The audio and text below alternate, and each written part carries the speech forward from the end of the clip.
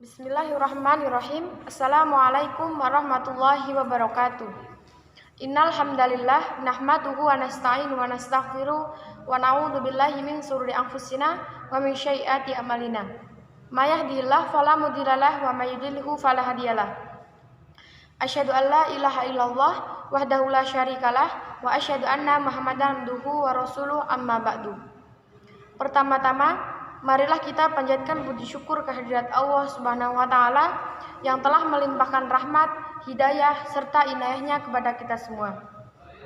Sholawat serta salam tak lupa selalu tercurah kepada junjungan kita Nabi Agung Muhammad sallallahu alaihi wasallam yang kita nantikan syafaatnya di yaumul kiamah nanti. Amin. Pada kesempatan kali ini, saya akan menyampaikan sedikit tausiah yang berjudul benarkah sedekah harta pasti akan dibalas 10 kali lipat di dunia? Sebagian orang memahami bahwa kita sedekah dengan suatu harta, maka pasti akan dibalas oleh Allah Ta'ala dengan diberikan 10 kali lipatnya dari harta tersebut. Misalnya, jika sedekah uang 100.000 akan mendapatkan balasan 1 juta rupiah. Jika sedekah mobil seharga 100 juta akan mendapatkan mobil seharga 1 miliar. Dalilnya Quran surah Al-An'am ayat 160. Manja abil hasanati falahu asru amsyaliha, yang artinya siapa yang melakukan suatu kebaikan maka ia akan mendapatkan balasan 10 kali lipatnya. Ada beberapa amalan yang dapat kita lakukan, diantaranya adalah: pertama, hendaknya amalan-amalan soleh yang kita lakukan termasuk sedekah kita niatkan semata-mata untuk mencari wajah Allah semata.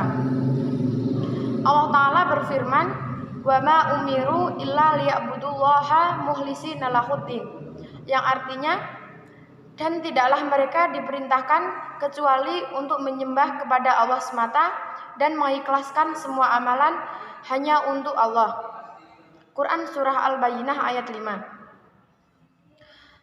Orang yang beribadah dengan niat murni untuk mencari dunia, maka ia tidak akan mendapatkan pahala apa-apa.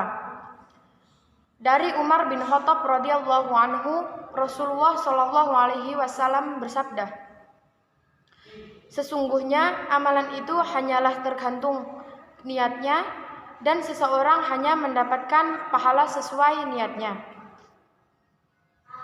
Barang siapa yang hijrah untuk Allah dan Rasulnya, maka amalan hijrahnya akan sampai kepada Allah dan Rasulnya. Barang siapa yang hijrah untuk mendapatkan dunia atau menikahi wanita, maka hijrahnya untuk apa yang ia niatkan tersebut. Hadis riwayat Bukhari. Allah Ta'ala berfirman, katakanlah wahai Muhammad, sesungguhnya aku diperintahkan supaya aku menyembah Allah semata dengan memurnikan semua ibadah hanya kepadanya. Quran surah Az-Zumar ayat 11. Yang kedua, orang yang beribadah untuk mencari kenikmatan dunia diancam dengan keras oleh Allah. Dalam Al-Quran, Allah Ta'ala berfirman, barang siapa yang menghendaki kehidupan dunia dan perhiasannya, niscaya kami berikan kepada mereka balasan pekerjaan mereka di dunia dan sempurna, dan mereka di dunia itu tidak akan dirugikan. Itulah orang-orang yang tidak memperoleh di akhirat kecuali neraka, dan lenyaplah di akhirat itu apa yang telah mereka usahakan di dunia, dan sia-sialah apa yang telah mereka kerjakan. Quran surah Al-Hud ayat 15-16. Allah Ta'ala juga berfirman, barang siapa menghendaki kehidupan sekarang atau dunia, maka kami segerakan baginya di dunia ini apa yang kami kehendaki bagi orang yang kami kehendaki. Kemudian kami sediakan baginya di akhirat neraka jahanam, dia akan memasukinya dalam keadaan tercela dan terusir.